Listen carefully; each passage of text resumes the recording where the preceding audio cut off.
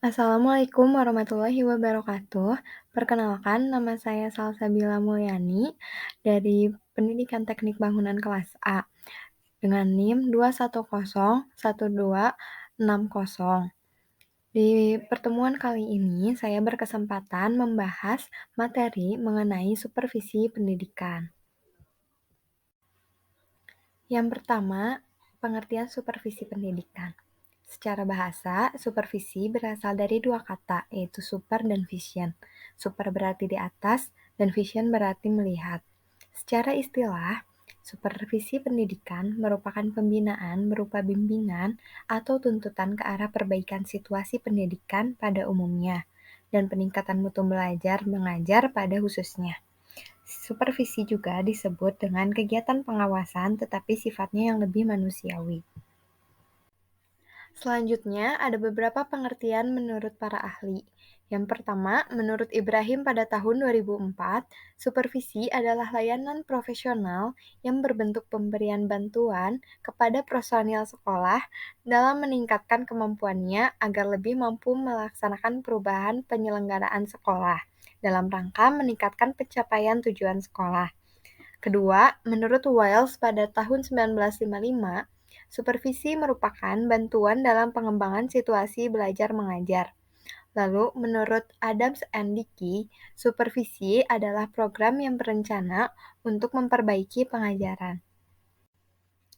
Lalu ada fungsi supervisi pendidikan. Secara umum, fungsi supervisi pendidikan adalah untuk memastikan tercapainya tujuan pendidikan, meningkatkan mutu pendidikan, dan menciptakan lingkungan belajar yang kondusif bagi siswa. Selain itu, ada peranan supervisi pendidikan, di mana hal ini sangat penting dalam menjaga dan meningkatkan mutu pendidikan. Berikut ada beberapa peranan supervisi pendidikan. Yang pertama, meningkatkan kualitas pengajaran. Melalui supervisi pendidikan, guru dapat diberikan bimbingan dan arahan untuk meningkatkan kualitas pengajaran. Lalu kedua, memantau pelaksanaan kurikulum. Supervisi pendidikan juga bertugas untuk memantau pelaksanaan kurikulum yang telah ditetapkan oleh pemerintah. Tiga, memberikan bantuan dan dukungan. Melalui supervisi pendidikan, guru dan tenaga kependidikan dapat diberikan bantuan dan dukungan untuk mengatasi masalah-masalah yang dihadapi dalam proses pembelajaran. Yang keempat, meningkatkan partisipasi siswa. Supervisi pendidikan juga dapat membantu meningkatkan partisipasi siswa dalam proses pembelajaran. Kelima, meningkatkan efisiensi dan efektivitas. Supervisi pendidikan dapat membantu meningkatkan efisiensi dan efektivitas program pendidikan. Lalu ada tujuan supervisi pendidikan. Yang pertama, meningkatkan mutu kinerja guru. Kedua, meningkatkan keefektifan kurikulum sehingga berdaya guna dan terlaksana dengan baik. Ketiga, meningkatkan keefektifan dan keefisiensian sarana dan prasarana yang baik untuk dikelola dan dimanfaatkan dengan baik, sehingga mampu mengoptimalkan keberhasilan siswa. Keempat, meningkatkan kualitas pengelolaan sekolah khususnya dalam mendukung terciptanya suasana kerja yang optimal. Yang selanjutnya, siswa dapat mencapai prestasi belajar sebagaimana yang diharapkan.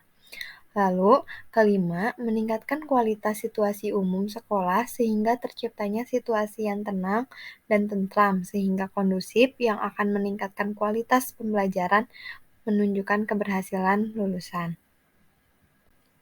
Ada dua pendekatan jenis yang berbeda dalam supervisi pendidikan. Yang pertama, supervisi dinamik. Supervisi dinamik merupakan pendekatan yang lebih fokus pada pengembangan dan peningkatan kualitas proses pembelajaran dan pengajaran. Dalam supervisi dinamik, supervisor akan bekerja sama dengan guru untuk menentukan tujuan pembelajaran yang spesifik, merencanakan strategi pembelajaran yang tepat, mengamati pembelajaran yang sedang berlangsung, dan memberikan umpan balik yang konstruktif, dan membantu guru dalam menerapkan strategi perbaikan jika diperlukan. Lalu, supervisi praktis. Supervisi praktis adalah pendekatan yang lebih fokus pada pemenuhan standar dan persyaratan yang telah ditetapkan oleh pihak yang berwenang, seperti kurikulum nasional atau kebijakan pendidikan daerah.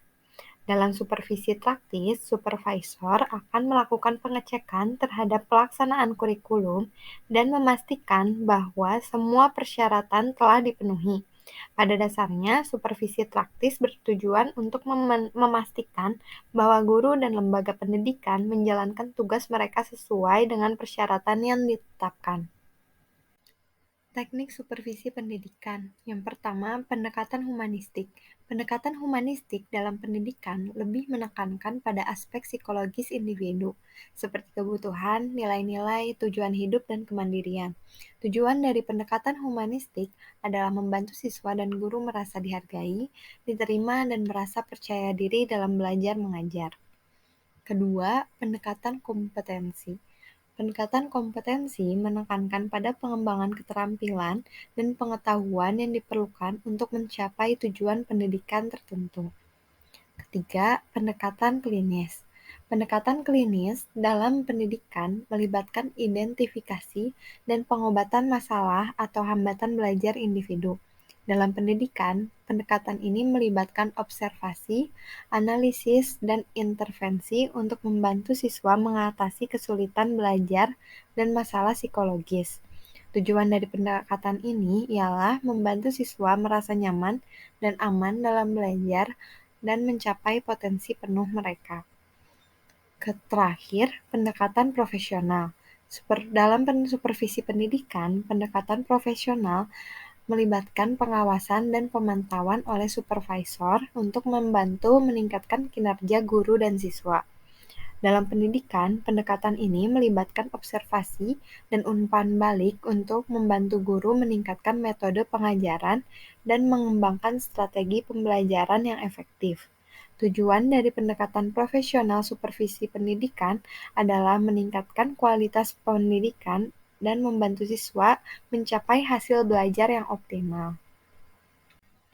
Terakhir, kesimpulan dari materi yang telah kita bahas kali ini ialah tujuan umum supervisi pendidikan adalah memberikan bantuan teknis dan bimbingan kepada guru dan staf agar mampu meningkatkan kualitas kinerjanya dalam melaksanakan tugas dan melaksanakan proses belajar mengajar.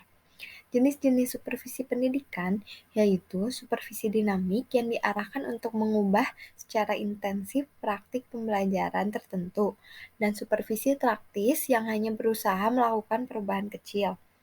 Teknik supervisi sendiri dapat dilakukan dengan beberapa pendekatan, antara lain pendekatan humanistik, pendekatan kompetensi, pendekatan klinis, serta pendekatan profesional. Baik, sekian pembahasan materi kali ini.